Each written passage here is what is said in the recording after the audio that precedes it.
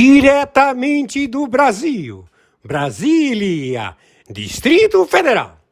Quem vos fala, mestre Dinho, trazendo sempre informações na palma da sua mão, com notícias de utilidade pública, nacional e internacional.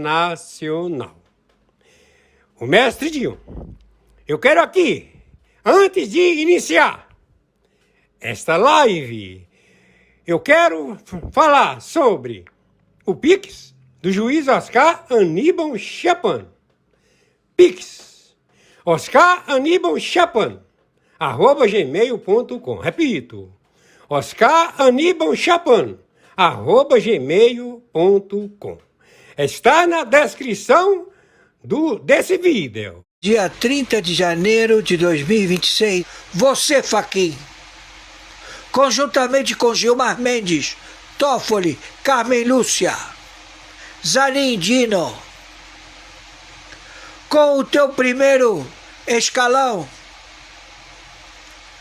presidente do Senado, Alcolumbre, presidente da Câmara de Deputados, Hugo Mota, partidos políticos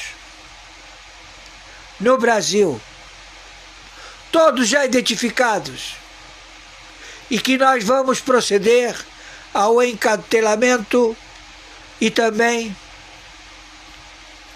às suas penas,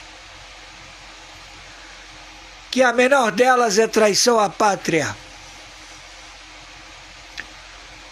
E a sentença é morte por pelotão de fuzilamento. Então estamos já em guerra atômica nuclear em toda a América do Sul, Central e o Caribe, onde Putin, ele não é problema, ele é solução. E todos os que não compartilhem com este procedimento são inimigos, porque eles estão querendo se estabelecer.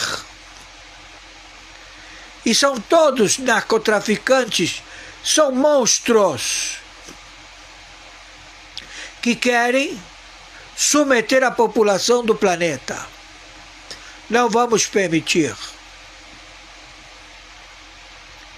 Então, já isto posto, já isto visto, com atividades terroristas do Estado Islâmico, da África, da China, do Ali Khamenei,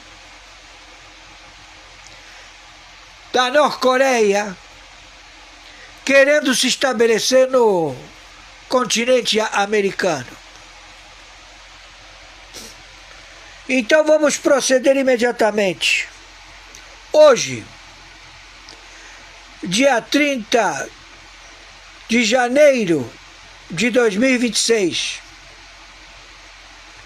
estamos já à captura de todos os terroristas no território da República Federativa do Brasil e também nos países que fazem fronteira seca com o Brasil, também do Caribe. São terroristas. Eles não têm alma. Eles têm método de destruição. Com terrorista não se negocia. Eles são exterminadores. São os famosos mata-rindo. Tá cheio deles. Roubando o telefone celular. Atirando pelo fato de querer atirar, de matar, de transpor barreiras do entendimento humano, do hipotálamo.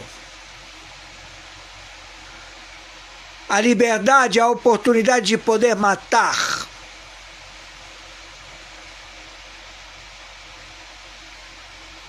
O sujeito se sente como um semideus.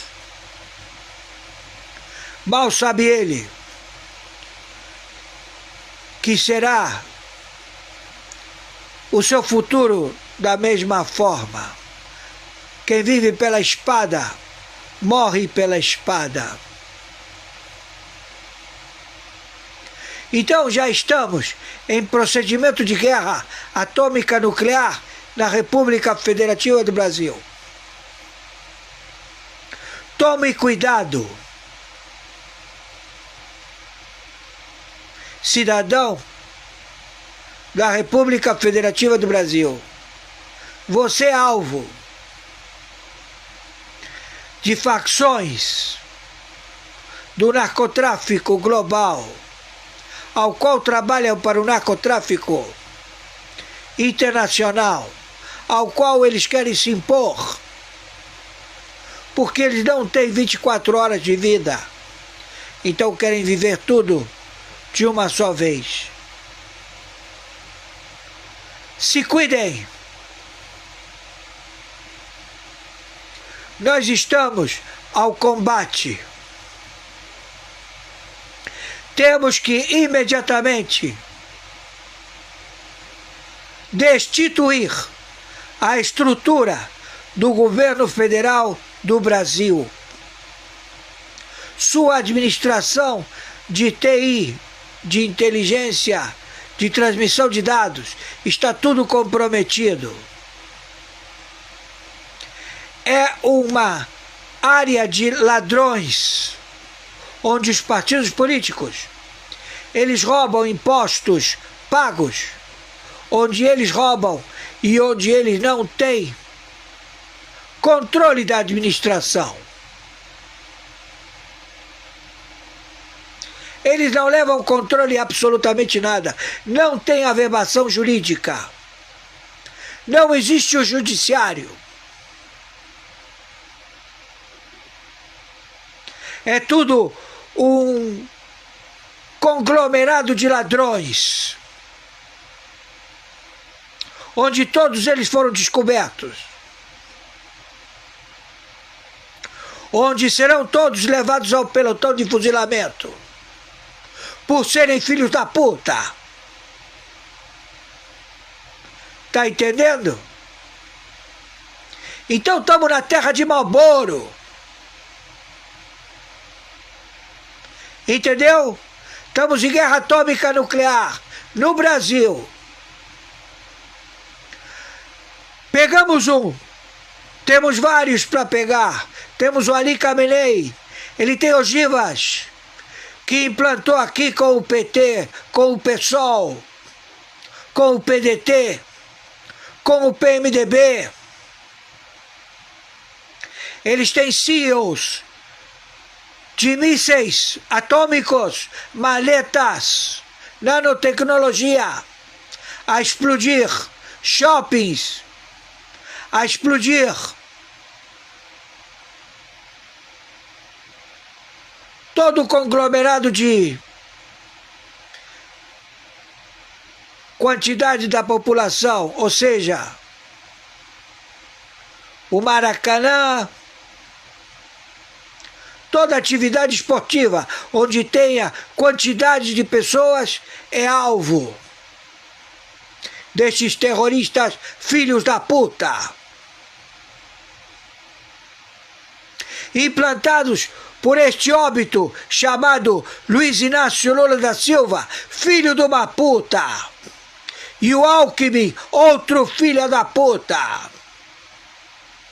Generais, brigadeiros e comodoros, traidores à pátria, filhos de uma puta,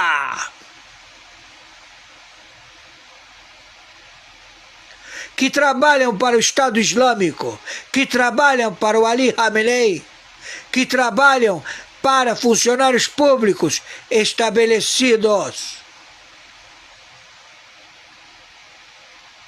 Então temos que tirá-los de onde estão, das repartições públicas, das secretarias de governo, dos palácios de governo, dos palácios do judiciário. Temos que encontrá-los e aniquilá-los pelas suas fatos, atos e circunstâncias que os levam ao pelotão de fuzilamento. Estamos em guerra atômica nuclear. O confronto já está. O Ali Khamenei, ele disse que vai soltar todas as bombas atômicas que se encontram no Brasil. Vai matar brasileiros. Esse teocrata, charmuta, filho da puta, amigo do Lula, desse filho de uma puta, da Dilma, do PT, do PDT, do PMDB, que se estabeleceram aqui, desde o Sarney, e que formataram toda essa logística da administração do Kissinger, do Nixon, a dar a eles dinheiro roubado dos impostos do povo americano, da América do Norte, da América do Sul, todos escravos, a enriquecer esses conglomerados administrativos de funcionários públicos terroristas, filho da puta!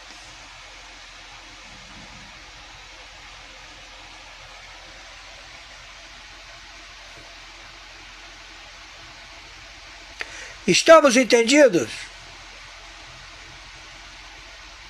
Então começamos hoje. Já estamos com a CIA, o Mossad, o FBI, a Interpol, todos localizados em 27 estados. No Nordeste principalmente. Esse filho da puta, Luiz Inácio Lula da Silva, ele estabeleceu que todos os fundos dos aposentados têm que fazer negócio com o Banco Master. Todos os estados, 27 estados. O rombo é 4 trilhões.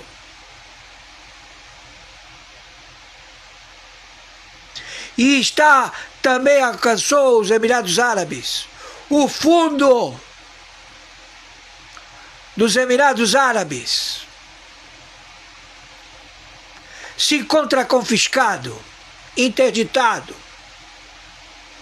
Os árabes não têm como mandar dinheiro para suas comunidades árabes em todo o planeta.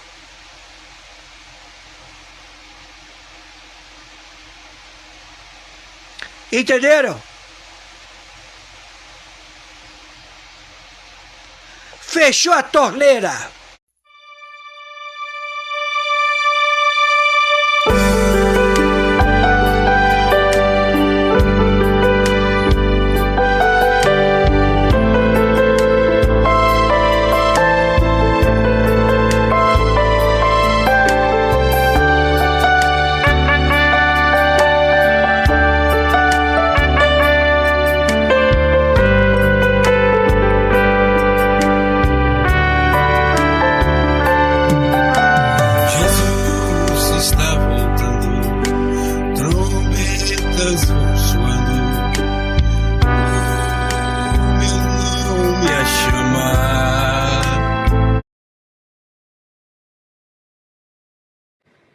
Ótimo. Eu gostaria de ouvir uma avaliação do senhor também sobre esse contexto atual no país, especialmente depois dos últimos movimentos, como o Acorda Brasil. A direita está mais unida para 2026? Eu acredito que sim, né? Nós estamos vendo isso, por exemplo, acontecer no Rio Grande do Sul. Eu estive com o Marcel Van Hatten essa semana e ele comentou do mesmo movimento acontecendo no Rio Grande do Sul, PL Novo Juntos, né? Aqui em Santa Catarina também, né? E eu acredito com esse movimento, né, que isso vem fortalecendo cada vez mais essa mentalidade. E outra questão importante é quando os partidos de direita eles começam a se unir, eles fortalecem uns aos outros. Porque quantos partidos de esquerda ou centro-esquerda que existem no país? E eles estão todos os anos formando novas lideranças. E eles criam espaços para essas lideranças aparecerem e se criarem. E hoje, né, para os partidos de direita, são pouquíssimos partidos. E aí, se a gente não se unir, corre o risco de cada vez menos portas terem para mais lideranças de direita se formarem no país. Então essa é uma responsabilidade, né, dos dirigentes nacionais, estaduais, para que formalizem, para que tenham mais espaços para que novas lideranças direitas se formem e a gente venha equalizar, né, isso e equilibrar isso no Brasil. Excelente, prefeito. Muito obrigada pela sua participação. Volte sempre aqui ao Sem Rodeios. Muito obrigado pelo convite, um forte abraço, né, e parabéns pelo trabalho de vocês. Valeu. Muito obrigada, nós que agradecemos. Agora eu vou trazer aqui para mesa um assunto importante aqui também com o Fred, Alexandre Ramagem. Então a gente vê que o Brasil formalizou o pedido de extradição enviado aos Estados Unidos, lembrando que ele foi condenado a 16 anos de prisão por participação da suposta trama golpista, né, Fred? Como é que fica a situação do Alexandre Ramagem enquanto ele está protegido neste momento nos Estados Unidos?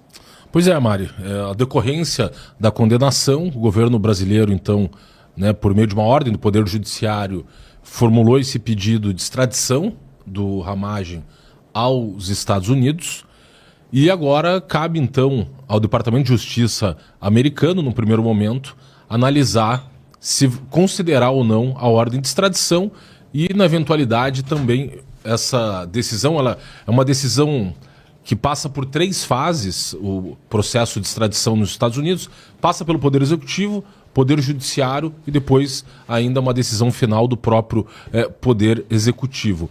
Considerando o histórico de decisões dos Estados Unidos, muito dificilmente o Alexandre Ramagem venha a ser extraditado. E por quê? Porque dentre as hipóteses de recusa de extradição está aquela dos crimes políticos ou crimes de natureza política.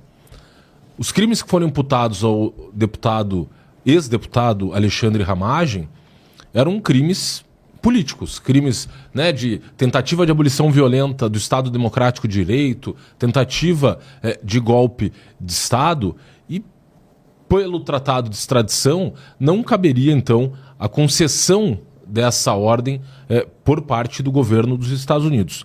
Nós temos um precedente, o caso Alan dos Santos, em que o governo americano, sob a gestão Biden, importante frisar, que se recusou a conceder a extradição do Alan dos Santos, porque no caso do Alan dos Santos se tratava ali de crimes de opinião, os crimes de opinião são crimes de natureza política. E, portanto, não cabe, à luz do entendimento constitucional americano, que tem uma proteção muito acentuada ao exercício do direito à liberdade de expressão, conceder extradição nesses casos. Da mesma forma, no caso do deputado Alexandre Ramagem, muito dificilmente o governo Trump vai conceder essa extradição, considerando ainda, inclusive, a questão do reconhecimento que agora, né, levantou as sanções da Lei Magnitsky, mas especialmente na Secretaria de Estado americana, secretário de Estado Marco Rubio, seu subsecretário de Estado Christopher Landau, eles conhecem muito bem a jurisdição do STF no Brasil, são críticos da atuação do ministro Alexandre de Moraes. O próprio Marco Rubio era contrário ao levantamento das sanções da Lei Magnitsky em relação ao Alexandre de Moraes.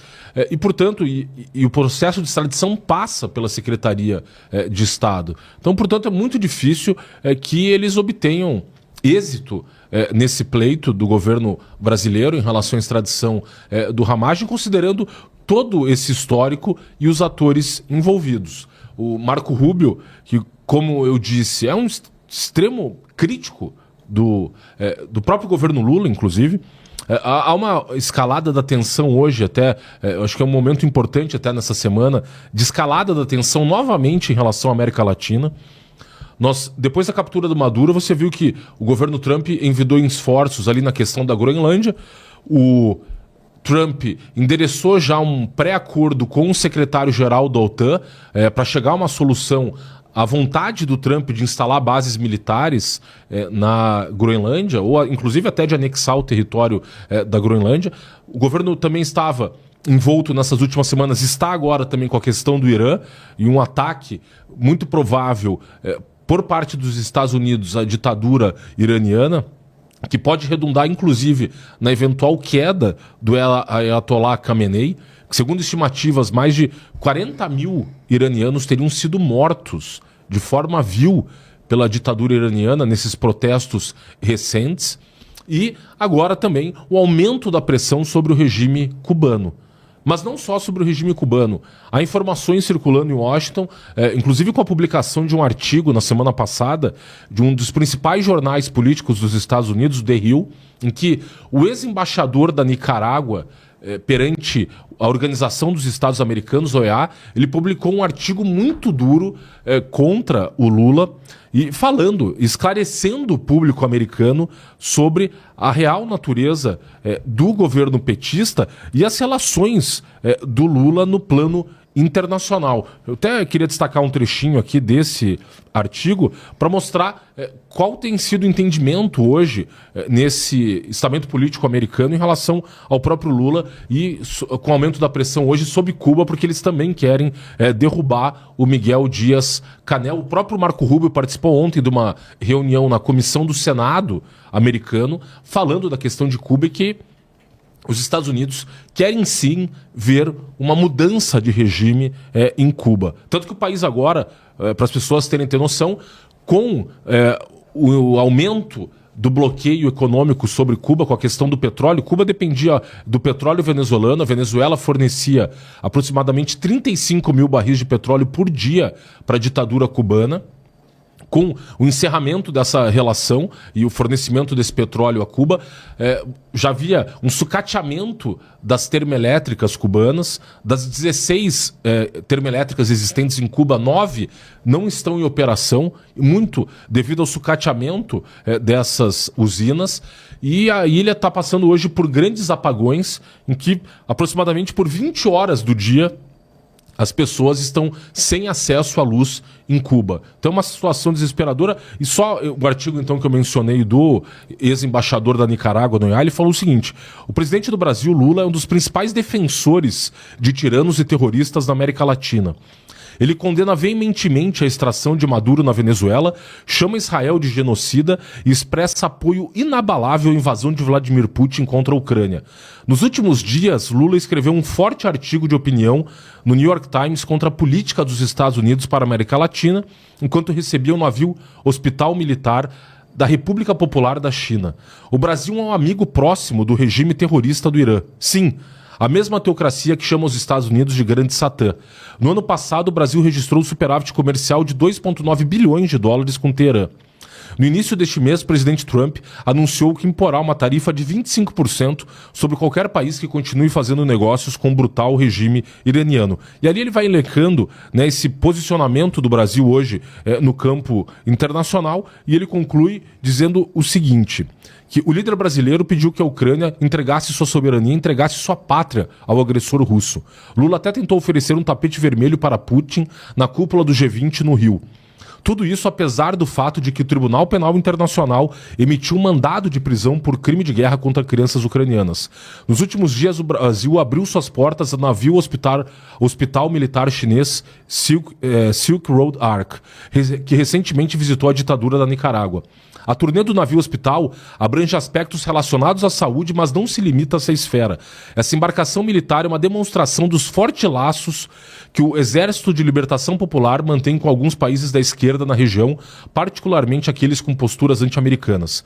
Embora o Brasil tenha historicamente mantido uma política de multilateralismo e abertura global, Lula tem adotado posições cada vez mais radicais desde o início de seu terceiro mandato presidencial. Sua postura em relação à Venezuela, seus laços estreitos com Teherã e a visita de um navio hospital militar chinês o tornam um inimigo da democracia e uma ameaça latente à segurança hemisférica, conclui aqui o Arthur Macfields, jornalista exilado, ex-embaixador da Nicarágua na OEA e ex-membro do Corpo da Paz da Noruega. Então, você vê que as informações estão circulando sobre o Brasil em Washington, inclusive com esse artigo que ganhou extrema repercussão nos Estados Unidos, como eu disse, publicado no The Hill, que é hoje um dos principais jornais políticos do país. Então, Mari, considerando todo esse contexto, a posição firme do secretário de Estado Marco Rubio, muito improvável que a extradição do deputado Alexandre Ramagem seja concedida. Boa, Fred. Agora a gente vai receber aqui no Sem Rodeios Daniel Simão, ele que é pastor e um dos organizadores do Descend Brasil, um evento gigantesco que vai acontecer em 5 cidades aqui no nosso país no próximo sábado. Boa tarde, Daniel, seja bem-vindo. Boa tarde, olá espectadores, um prazer estar com vocês. Ótimo. Bom, gostaria que o senhor pudesse contar para a gente, né, o que está previsto já para esse evento tão importante, grandioso, acontecendo em 5 importantes cidades do país, e tem um elenco gigantesco, né? Deve haver aí uma participação de muitos nomes importantes aí do mundo cristão. Sim, nós estamos com muita expectativa para aquilo que vai acontecer no sábado. Eu estou aqui em Curitiba, mas nós temos também em Belém, em Recife, em Belo Horizonte, também em Goiânia. São 5 estádios simultâneos, onde estamos esperando aí um público de um pouquinho mais de 200 mil pessoas. E a expectativa para isso é começar a ver o povo evangélico entendendo o seu papel de melhorar a sociedade, de tocar a sociedade. Temos também alguns nomes aí do meio evangélico que vão estar participando conosco também. Ótimo. Nem quero tocar exatamente sobre um caráter político, digamos assim, mas isso de caráter cidadão mesmo, que tem esse evento, né? O nome, inclusive, Descend, tem a questão do envio missionário, digamos assim, mas a importância dos cristãos se posicionarem e fazerem a diferença em seu meio. É um ano importante também para a gente pensar sobre isso, o ano eleitoral, das pessoas se responsabilizarem pelo futuro do seu país também, né? Exatamente. Como nós cremos no Senhor Jesus, nos princípios que a Bíblia nos ensina, os princípios da Bíblia só vêm para melhorar a vida de qualquer pessoa e a vida da sociedade também. E, basicamente, a Bíblia também nos ensina o nosso papel como cidadãos, como pessoas que também temos voz, temos voto, e pessoas que entendem os princípios bíblicos como os princípios que deveriam nortear a moral, a ética da sociedade. Alguns podem caracterizar o Descend como um evento político e, de alguma forma, tratando do conceito correto da política, é verdade, mas não para apoiar nenhum político, muito menos para receber verba pública. Nós estamos operando nesse entendimento de verbas completamente privadas, mas também entendendo o caráter do evento de envio para falar da mensagem do Evangelho de Cristo, mas também para trazer esperança a um mundo que tanto precisa, né? Excelente, então fica o convite, né, para o pessoal conferir no próximo sábado. Esse evento grandioso aqui em Curitiba vai ser na Arena da Baixada, vai acontecer em outros lugares grandes também para receber milhares de pessoas. Qual que é a expectativa de público por enquanto, né, que se tem nessas grandes cidades? Nós estamos com já alguns estádios que já venderam todos os ingressos, né? Já passaram aí dos 50 mil ingressos aqui em Curitiba, onde eu estou agora. Já estamos perto das 48 mil pessoas já no evento. Em Goiânia já passamos das 25 mil pessoas e também lá em Belém já passamos das 30 mil pessoas. Então nós estamos aí perto das 200 mil pessoas. Só para esclarecer uma coisa, eu sou um dos organizadores, eu não sou o organizador, eu estou responsável pelo estádio de Curitiba. E o senhor pode antecipar alguns dos nomes que vão estar presentes? É surpresa? Como é que funciona? Os nomes eles foram divulgados na nossa rede social, né? Os nomes cristãos no meio, né? Eles foram divulgados. Então nós temos aí nomes como a Valnice Milhomens, nós temos pessoas de fora também vindo, como o Rick Warren, temos também pessoas nacionais aqui de Curitiba, como o pastor Michel Peragini, Luiz Hermínio, temos alguns outros nomes, claro, pastor Teófilo Hayashi, que é quem é o idealizador e o visionário de todo o Descend no Brasil. Então tem alguns nomes aí de música, nós temos também alguns nomes ministrando, como Felipe Rodrigues, Ana Paula Valadão, alguns nomes aí já bem conhecidos, tanto no meio gospel como também no meio secular. Ótimo, Daniel, muito obrigada pela sua disponibilidade, né, de se colocar aqui para participar conosco no Sem Rodeios. Fica o convite para o pessoal conferir então. Obrigada. Obrigado a vocês e aqueles que puderem estar lá com a gente nos estádios. Ainda tem algumas vagas que vocês possam correr, senão vai ficar de fora. Boa, eu estarei lá, inclusive, na segunda-feira, vou trazer os detalhes aqui no Sem Rodeios. Obrigado. E agora com Lucas Saba, inclusive. Lucas, aproveitando o gancho aí do Descend, vou falar sobre a questão, como ele deixou bem claro, não é um evento que exatamente vai politizar ou dar preferência para um ou outro candidato, um ou outro político, mas é um evento que, neste momento, a gente sabe que vai despertando alguns cristãos aí para se posicionarem um pouco mais enquanto cidadãos mesmo, né? E a gente viu essa caminhada recente do Nicolas, por exemplo, trouxe muito também do caráter cristão, né? A gente via eles fazendo seus louvores, suas orações durante a caminhada também. Então a gente vê que existe essa questão também. Foi nesse evento desse ano que, anos atrás, Jair Bolsonaro se converteu, inclusive. Então a gente vê que é um ano em que muitas coisas vão pesar, né? A gente vê que vários grupos vão se posicionar um pouco mais, buscar o melhor caminho para o Brasil, né? Mari, e tem a questão, né? Daqui a pouco já aparece foto do Boulos na igreja, do Lula, da Gleisi Hoffmann, aquele pessoal que só aparece de 4 em 4 anos. E assim, Mari, tem uma frase que eu acho que serve também para essa questão da religião, seja evangélico, católico, protestante, espírita, enfim, qual a religião que for a quem nos assiste, de que quem é de verdade sabe quem é de verdade, né? Então, a pessoa que frequenta, que está ali, independente de época de eleição, o eleitor sabe quem é, né? Agora, aquele pessoal que tenta se aproveitar do voto de uma pessoa mais frágil, na época de eleição, participando de uma missa, de um culto, de algo assim, realmente é muito triste, né? Uma cena clássica que todo ano de eleição nós podemos presenciar é, por exemplo, aquela missa histórica, sempre celebrada no dia 12, dia de Nossa Senhora de Aparecida, aqui em São Paulo, e que aí nós sempre temos ali alguma fala do cardeal, falando do arcebispo, falando alguma questão, dá uma cutucada nos políticos, né? Então vamos ver o que vai ser esse ano. Agora, sem dúvida nenhuma, Mari, essa questão da religião, embora muitas pessoas tentem fazer vamos dizer assim, separar da questão da política, a gente sabe que é muito difícil, porque a religião, ela chega, e que bom que chega, em todos os lugares da nossa sociedade. A política não. A política deveria chegar, mas não chega. E aí, muitas das vezes, é ali que entra a religião, então acho que ela vai estar presente também nessas eleições, até porque eu sempre falo o seguinte, Mari, o pessoal na época de eleição, o político que é de esquerda vai com o público dele, o da direita, o conservador, vai com o público dele. A questão que fica é para onde vai o centrão na eleição.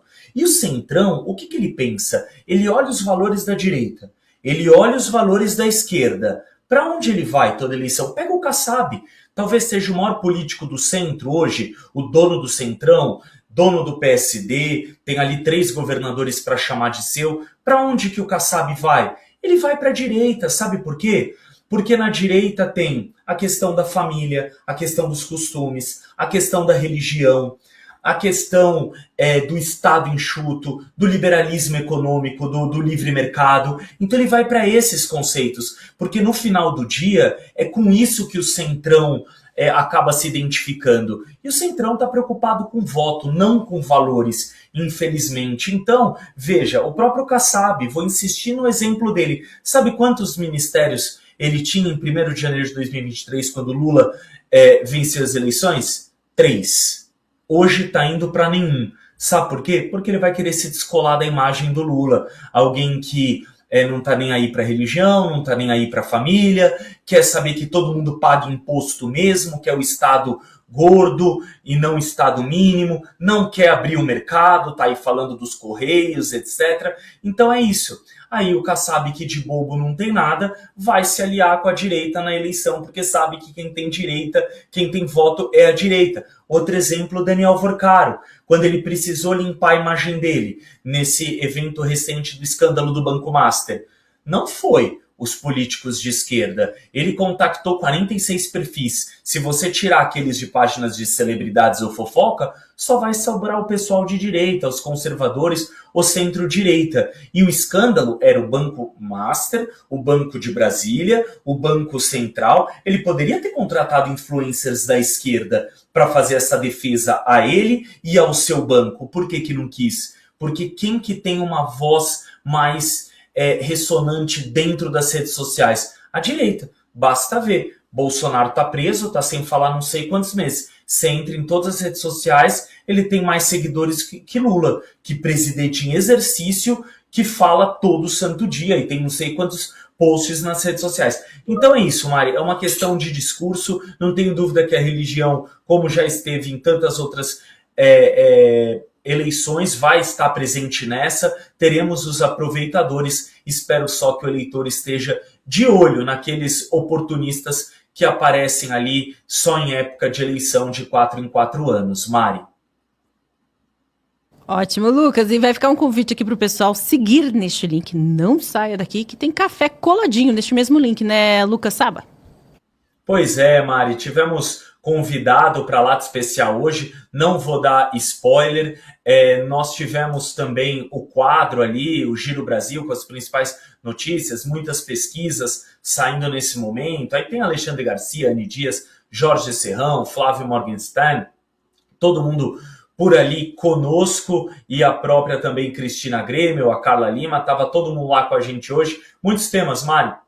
O café segue quente e é isso. Hoje não me confundiram com o Frederico Juncker para a tristeza dele, e para minha alegria não trocaram meu nome pelo do Lula também, fico muito feliz. Mas é isso, Mari, estou de volta amanhã. Se o pessoal não enjoar de manhã, conduzindo o café nas 3 horas, e depois aqui à tarde nessa prosa boa do Sem Rodeios. Mari.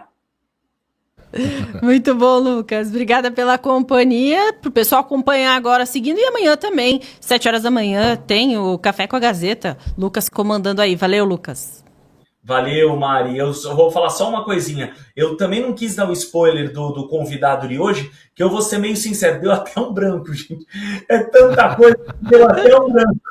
Mas foi especial, é um deputado. Tá lá, Mari. Valeu. Eu confesso que no off aqui eu falei, será que ele não vai falar de propósito ou ele não lembra? Eu ainda falei isso aqui, viu?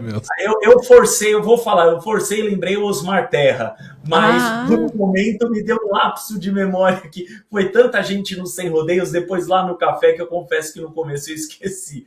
Mas tá aí, Mari. Valeu, Lucas. Até amanhã. E agradecer também, Frederico, pela companhia em mais um Sem Rodeios. Valeu, Mari. Deixar um grande abraço aí para os amigos do Sem Rodeios. Boa, fiquem aqui então neste link, tem Café com a Gazeta, e amanhã a gente volta 1h30 da tarde ao vivo. Fiquem todos com Deus e até lá.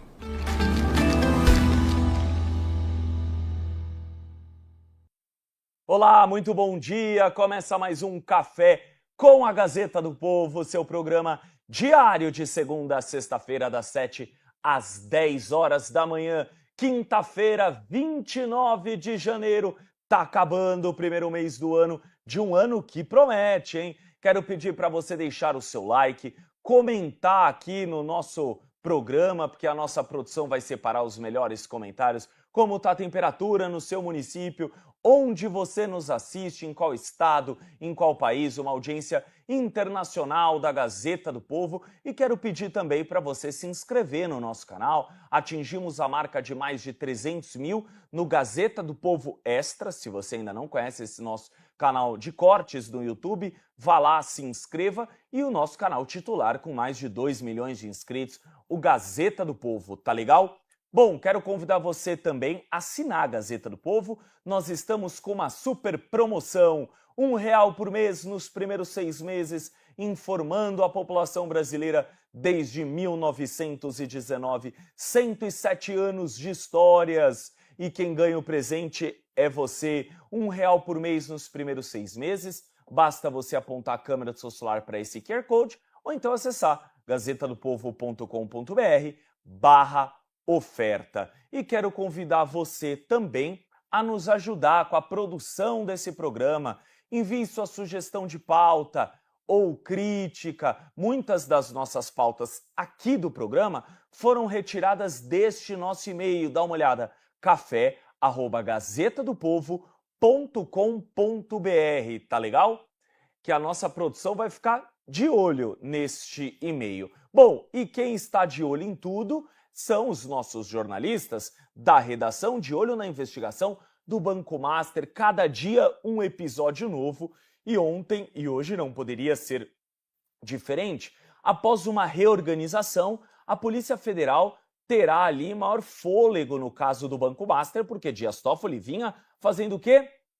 Pressionando, quer que isso acabe logo, e vocês devem imaginar o porquê, né? E além disso, que já são as nossas primeiras pautas, a Polícia Federal confirmou a abertura de um inquérito para investigar esses possíveis influenciadores. Segundo uma investigação prévia da Polícia Federal, são cerca de 46, entre páginas de fofoca, celebridades e influencers.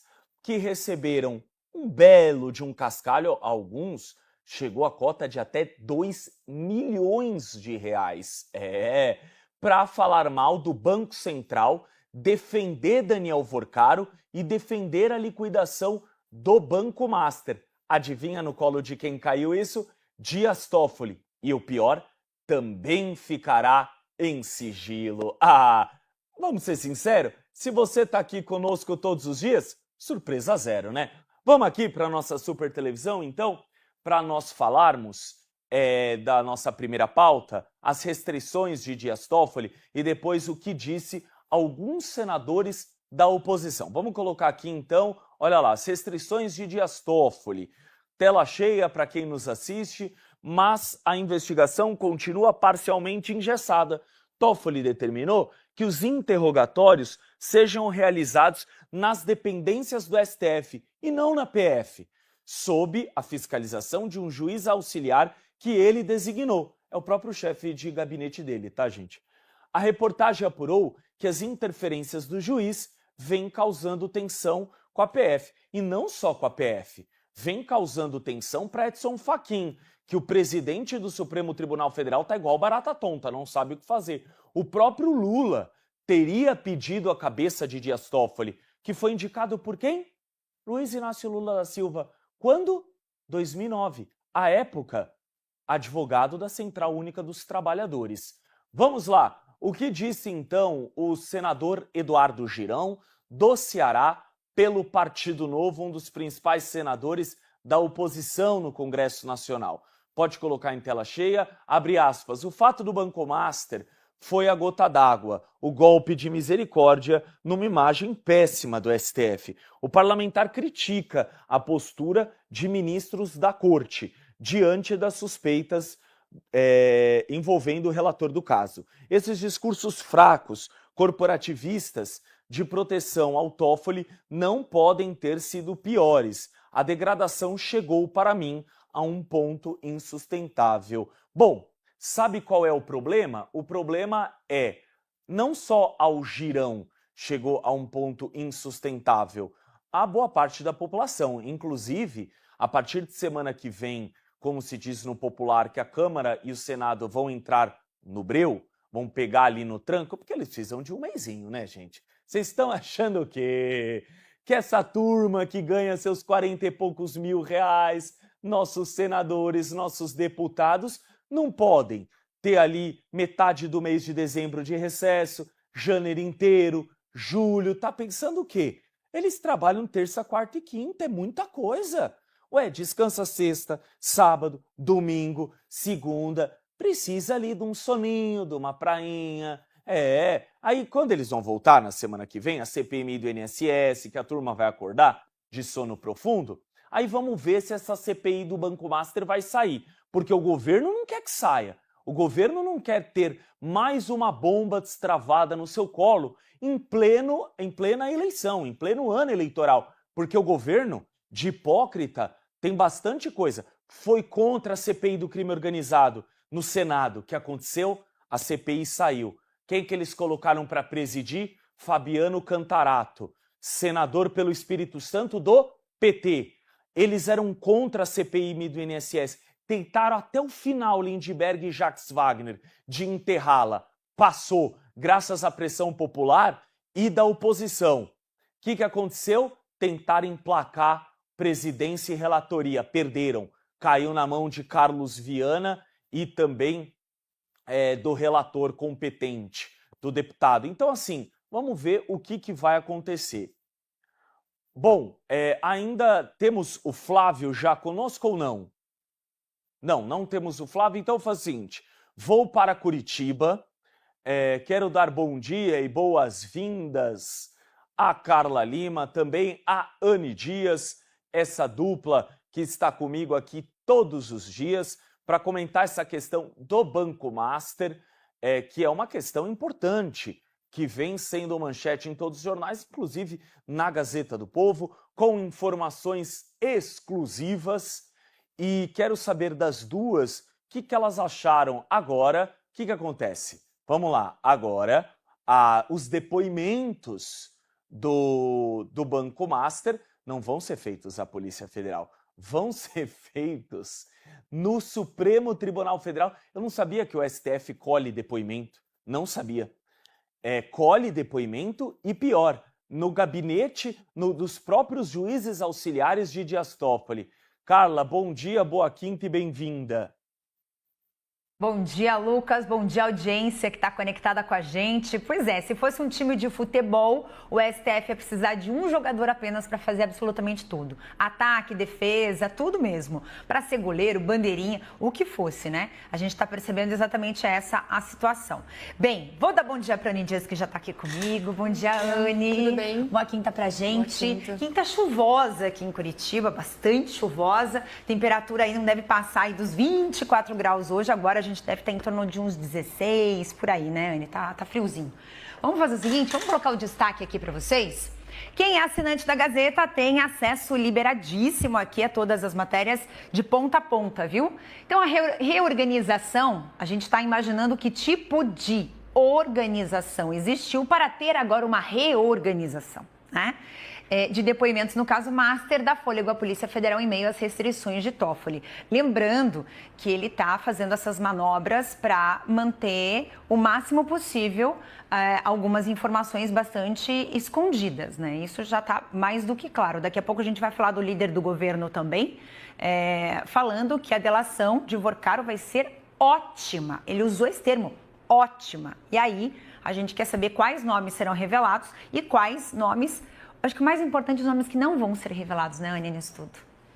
Pois é, né? Aqui a gente está falando dessa reorganização porque o próprio Dias Toffoli, ele tinha dito que a Polícia Federal tinha apenas 2 dias para conseguir ouvir ali os principais testemunhos, né? As principais delações nesse caso, que é um prazo extremamente apertado para um caso com tanta complexidade. E dentre as pessoas que seriam ouvidas, parte delas, inclusive, entraram com vários pedidos aí para adiar e a defesa começou também a agir. Então, essa reorganização é porque, como disse o Lucas, a gente está falando ali de depoimentos que seriam ouvidos dentro do próprio STF, com o apoio de um juiz auxiliar designado pelo Dias Toffoli.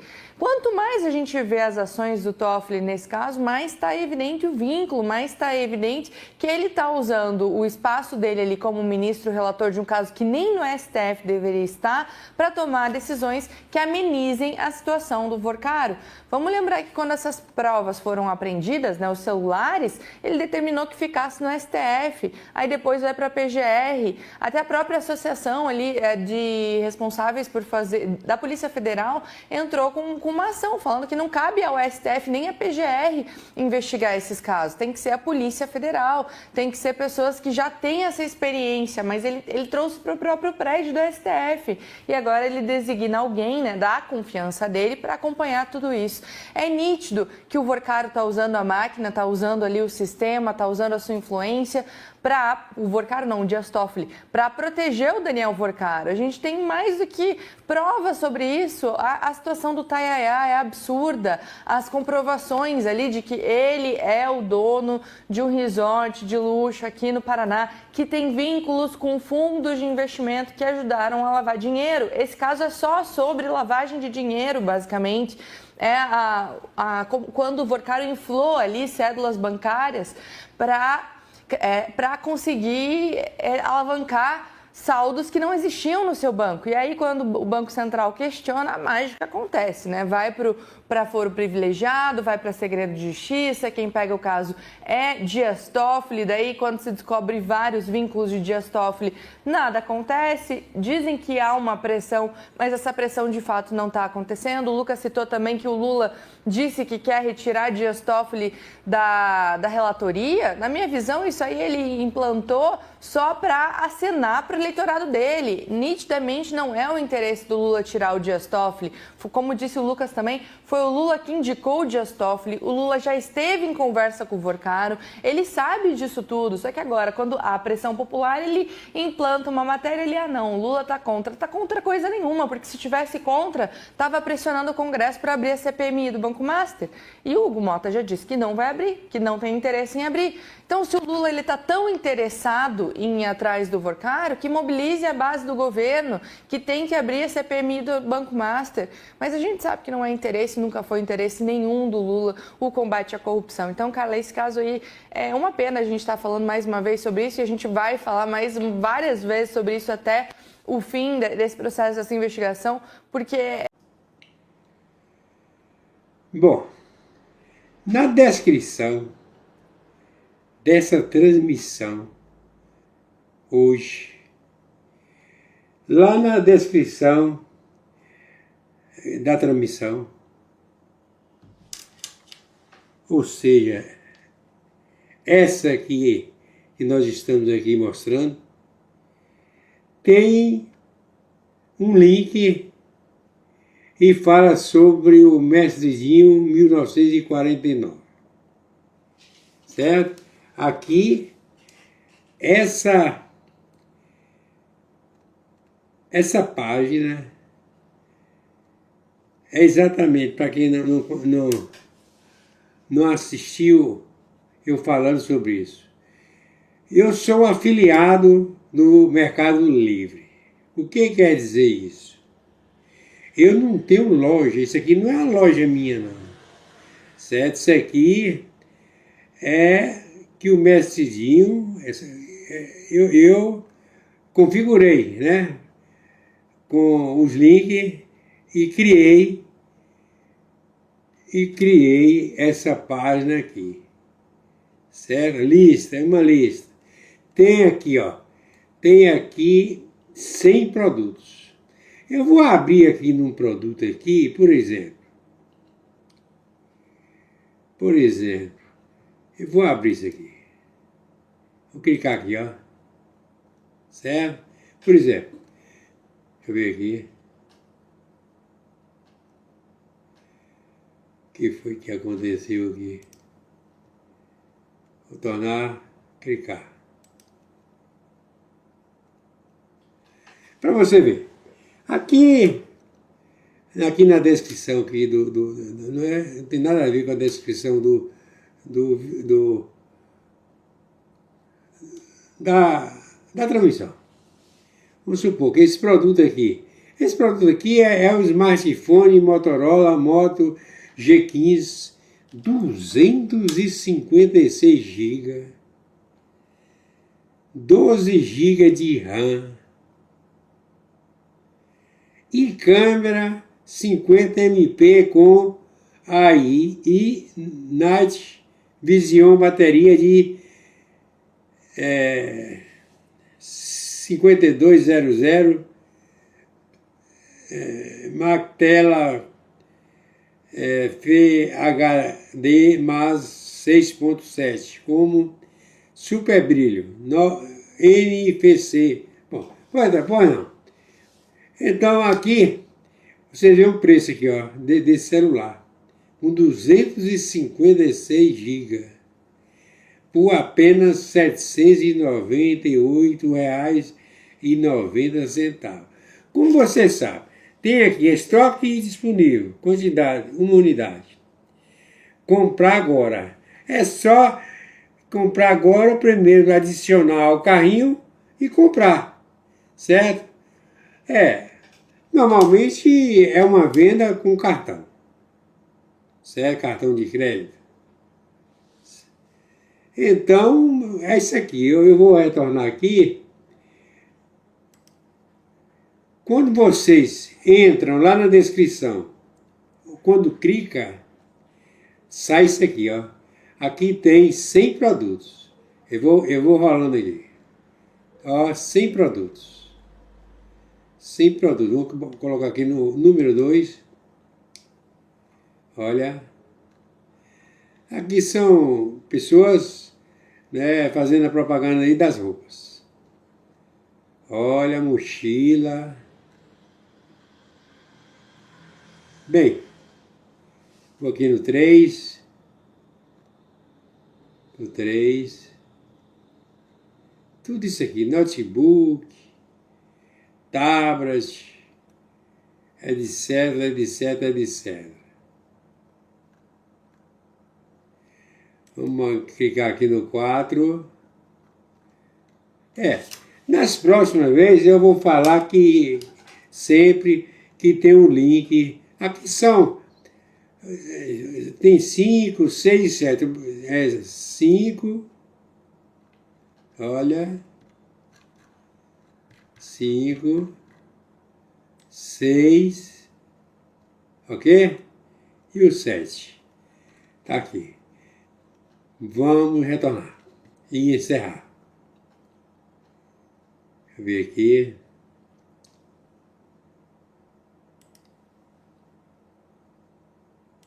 Só câmera. Portanto, meus amigos e amigas patriotas, quem vos fala, Mestre Dinho, trazendo sempre informações na palma da sua mão, com notícias de utilidade pública, nacional e internacional.